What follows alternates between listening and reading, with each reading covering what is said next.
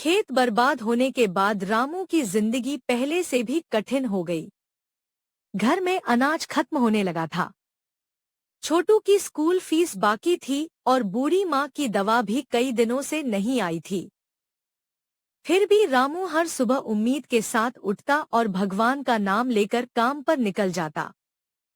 घर में बस 2 दिन का राशन बचा है जी।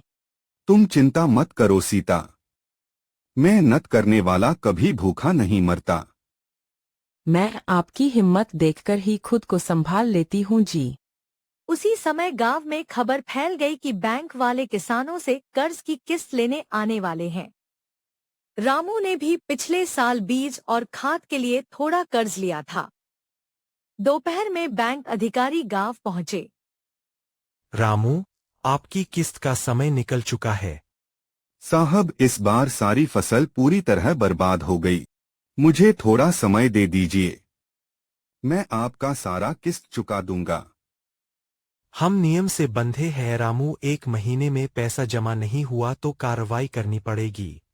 मैं पूरी कोशिश करूंगा साहब, आपकी किस्त समय पर चुकाने का। बैंक अधिकारी चले गए, लेकिन उनकी बात रामू के दिल पर पत्थर की तरह बैठ गई। उसी शाम महेश फिर उसके घर पहुंचा। रामू, अब तू तो समझ गया होगा कि मेरी बात उसी समय मान लेनी चाहिए थी। क्या कहना चाहते हैं मालिक आप?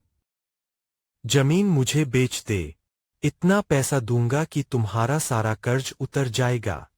नहीं मालिक, चाहे कुछ भी हो जाए, मैं अपनी जमीन नहीं बेचूंगा। फिर तैयार रह रामू, तू अपना सब कुछ खोने के लिए। महेश गुस्से में चला गया, लेकिन उसने मन ही मन रामू को बर्बाद करने की कसम खा ली। अगले दिन रामू मजदूरी करने पास के कस्बे चला गया। पूरा दिन ईंट ढोने और सीमेंट उठाने के बाद उसे केवल कुछ 100 रुपए मिले। भाई, मैं तो इतना पढ़ा लिखा नहीं हूँ, लेकिन तेरी मेहनत देखकर लगता है भगवान देर करता है, अंधेर नहीं। बस यही भरोसा मुझे आगे बढ़ाता है काका। शाम को जब रामू घर पहुंचा तो उसका बेटा छोटू उदास बैठा था। क्या हुआ बेटा, ऐसे उदास क्यों बैठे हो? पापा, आज मास्टर जी ने कहा कि अगर फीस जमा नहीं हुई तो मुझे स्कूल आने की जरूरत नहीं है। तू ऐसा मत सोच बेटा, तू स्कूल जाएगा, जरूर जाएगा। लेकिन स्कूल के फीस के लिए पैसे कहाँ से आएंगे पापा? तेरा पापा अभी जिंदा है बेटा, कैसे भी करके तेरी पढ़ाई कभी रुकने नहीं दूंगा। रामू ने उसी रात अपनी पुरानी साइकिल बेच दी ताकि छोटू की फीस भर सके। रामू अगले दिन स्कूल पहुंचा। मास्टर जी, ये फीस रख लीजिए। रामू, तुम्हारी हालत देखकर समझ सकता हूँ, तुम सच में अपने बेटे को पढ़ाना चाहते हो। मेरे पास देने के लिए धन नहीं है, लेकिन बेटे का भविष्य है। छोटू बहुत होनहार है, बाकी फीस की चिंता तुम मत करो, मैं प्रधानाचार्य से बात करूंगा। आपका यह एहसान मैं कभी नहीं भूलूंगा मास्टर जी।